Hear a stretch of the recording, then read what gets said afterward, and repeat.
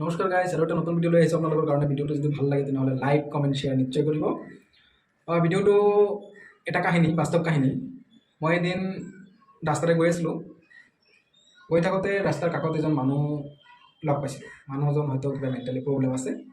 গছ গছনিৰ লগত এনেই কথা পাতি আছে, কিবা কিবি পাতি আছে। তাৰপিছত মোক দেখা পাই মাতিলে।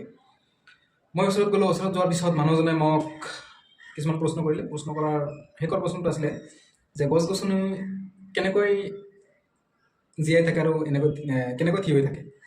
তাৰপিছত মই থুলমূলকৈ বুজাই দিলোঁ। আৰু বুজাই দিয়াৰ পিছত মই লাষ্টত কৈছিলোঁ যে গছৰো প্ৰাণ আছে, সেইকাৰণে এনেকৈ থিয় হৈ থাকিব পাৰে, জীয়াই থাকিব পাৰে। তাৰপিছত গছত প্ৰাণ থকা বুলি কোৱাৰ পিছত মানুহজনে ক'লে যে প্ৰাণ আছে যদি তেনেহ'লেতো গছৰ লাজ আছে, লজ্জা আছে। এনেকৈ কৈ মানুহজনে গুচি গ'ল। গুচি যোৱাৰ পিছত কি কৰিলে আপোনালোকে নিজেই চাওক।